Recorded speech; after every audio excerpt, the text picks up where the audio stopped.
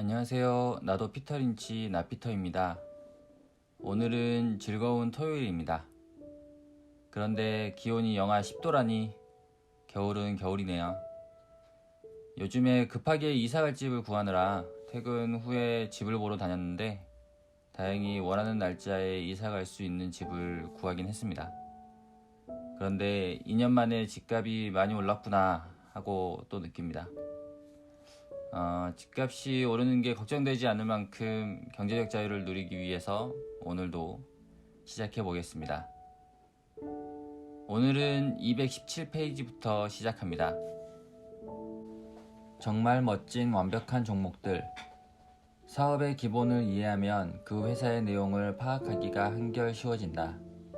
바로 이런 이유 때문에 나는 통신위성 대신 팬티 스타킹 회사에 투자하고 광섬유 대신 모텔 체인에 투자한다. 내가 선호하는 회사는 단순한 사업을 하는 곳이다.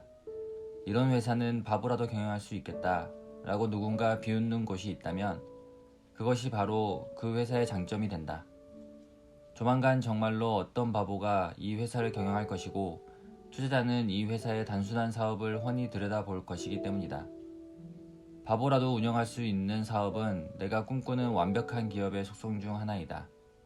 완벽한 투자 대상을 얼른 찾아내기 어렵지만 천천히 살펴보면 이러한 기업이 보유한 속성을 발견할 수 있다. 눈여겨보아야 할 가장 중요한 속성 13가지는 다음과 같다. 하나, 따분하고 우스꽝스러운 이름. 완벽한 종목은 완벽하게 단순한 사업을 하고 이름이 완벽하게 따분한 회사여야 한다. 회사 이름은 진부할수록 더 좋다. 밥 에번즈 팜주보다 더 지루한 이름은 찾기도 어려울 것이다. 이름만 들어도 하품이 나오는 이 회사의 이름은 밝은 전망을 암시한다.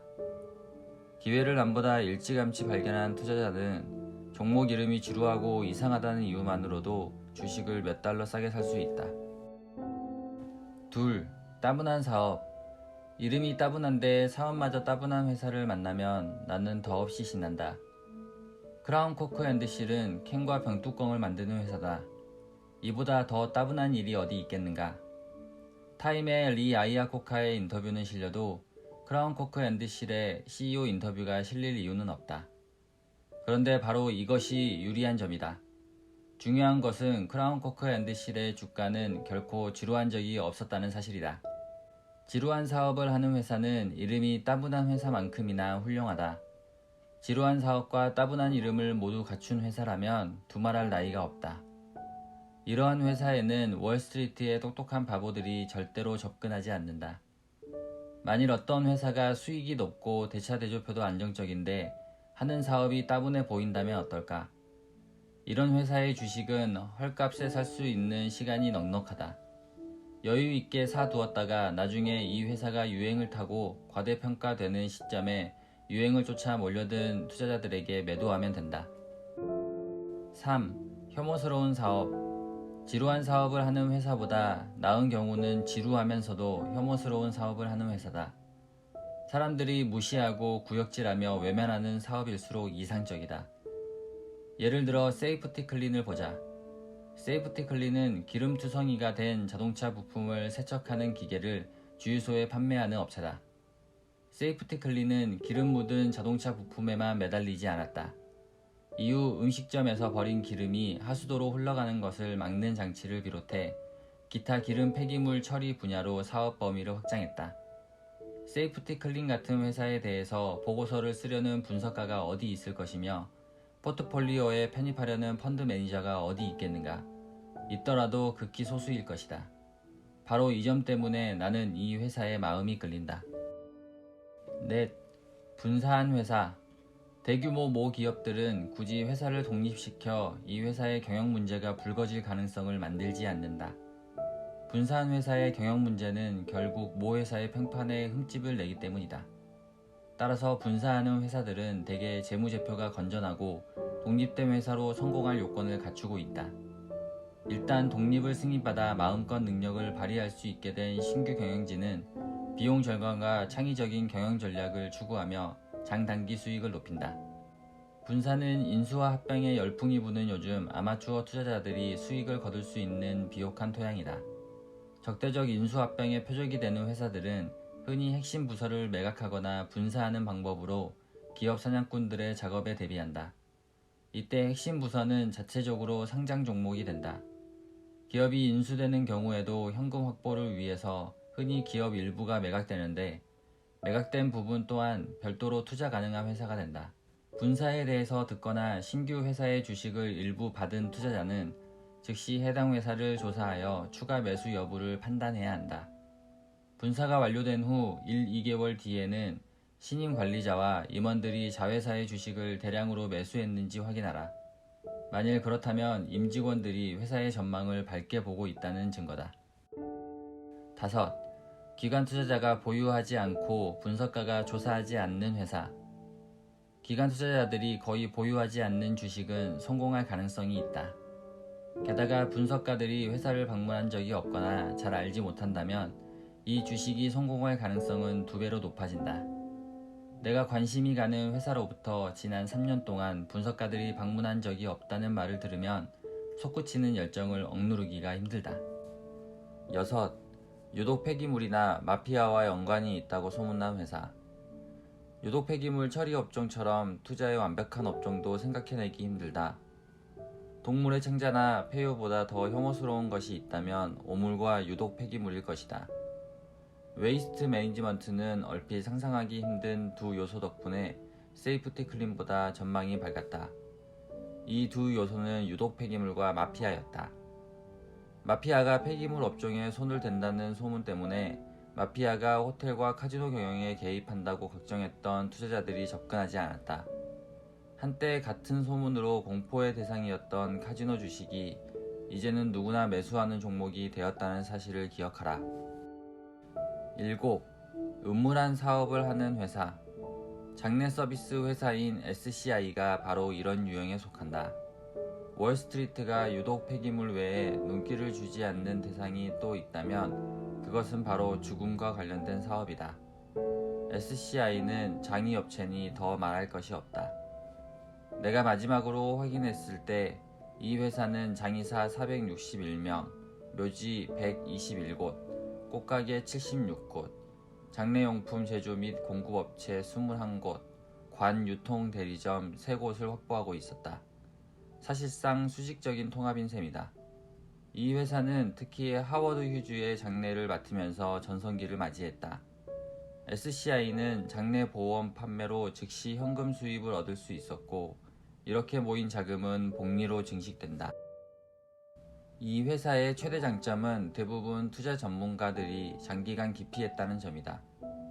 놀라운 실적에도 SCI 임원들은 계속 사람들을 찾아다니며 회사에 대해 설명해야 했다.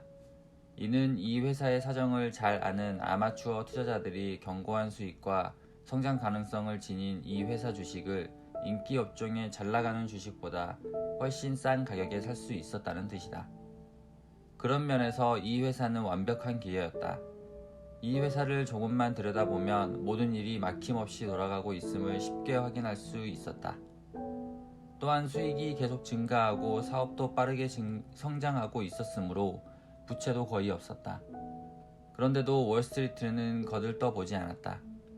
1986년이 되어서야 기관 투자자들이 SCI에 본격적으로 따라붙기 시작했고 현재는 50% 이상의 주식을 보유하고 있다. 정작 관심을 받은 후에는 시장 수익률보다 크게 뒤처졌다. 8. 성장 정체 업종. 사람들은 고성장 업종에 투자하기를 원하지만 고성장 업종은 사실 말도 많고 탈도 많은 분야다. 나는 고성장 업종보다 플라스틱 나이프나 포크 제조업체 같은 저성장 업종에 투자하는 것을 더 좋아한다.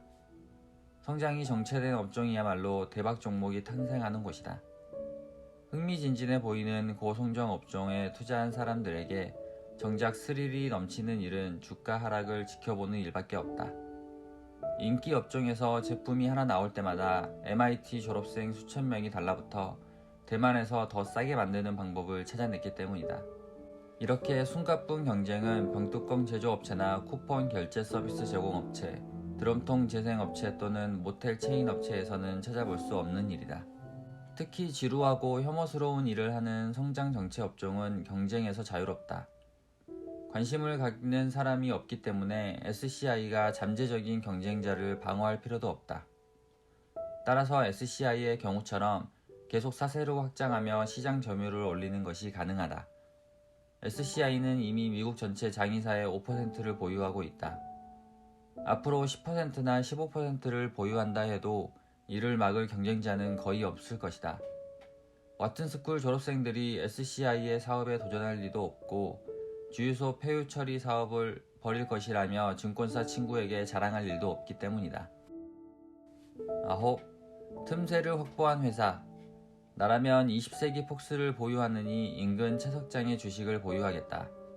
영화사는 다른 영화사와 경쟁하지만 채석장은 틈새를 확보하고 있기 때문이다.